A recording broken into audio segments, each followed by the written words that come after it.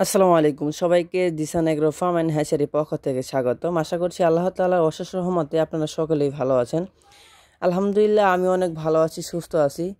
তো আসলে নিয়মিত আপনাদের মাঝে কোনো প্রকার ভিডিও দিতে পারছি না, এজন্য আমি আন্তরিকভাবে দুঃখিত।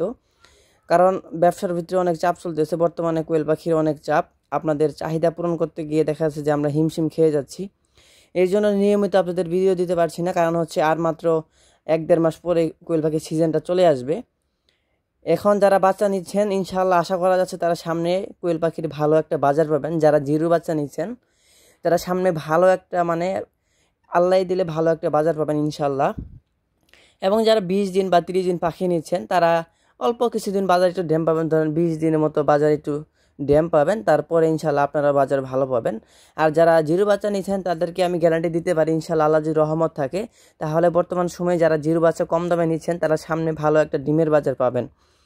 তো এটা হচ্ছে আমাদের 100% জাপানি জাতের এই গ্রেডের বাচ্চাগুলো। আমরা প্রত্যেকটা খামারিদেরকে আমাদের কোয়েল পাখির বাচ্চাগুলো বেছে বেছে দেই। অনেকে বলেন যে ভাই আমি কি বাচ্চা বেছে নিতে পারবো? যে ইনশাল্লাহ বেছে নিতে পারবেন।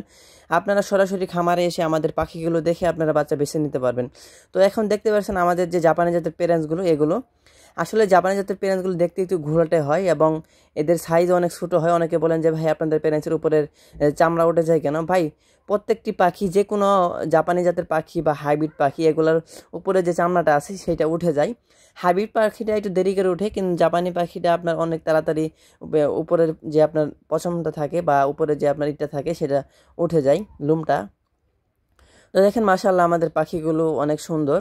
আপনারা সবাই মাশাআল্লাহ বলবেন, কারণ হচ্ছে এখানে কোন নজরের একটা বিষয় থাকে। এর জন্য আমি নিয়মিত আপনাদেরকে ভিডিও দিই না, প্যারেন্টসের ভিডিও দিলে আসলে দেখা যাচ্ছে যে আপনি আজকের আপনাদের মাঝে ভিডিও আমি আপলোড করলাম, দেখা যাচ্ছে 2 দিন পরে আমার পাখি যে কোনো একটা রোগ ধরে গেল। আসলে সবার কথা বলতেছি না, সবাই মন খারাপ করবেন না। আসলে এটাকে নবী করিম সাল্লাল্লাহু আলাইহি ওয়াসাল্লাম বলেছেন যে কোন নজরের একটা বিষয় থাকে। তো সবাই দয়া করে মাশাআল্লাহ বলবেন, এবং যারা আমাদের চ্যানেলে নতুন আছেন অবশ্যই এই ছোট্ট চ্যানেলটি সাবস্ক্রাইব করে পাশেই থাকবেন নিত্য নতুন ভিডিও পাওয়ার জন্য। দেখতে পাচ্ছেন আমাদের এখানে একজন খামারি আসছেন বাচ্চা নেওয়ার জন্য, আমরা তাকে বাচ্চাগুলো বেছে বেছে দিচ্ছি।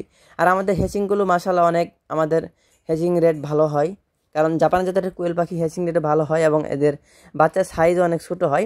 আপনারা যেখান থেকে বাচ্চা কিনেন না কেন একটা জিনিস মাথায় রাখবেন, জাপানি জাতের কোয়েল পাখি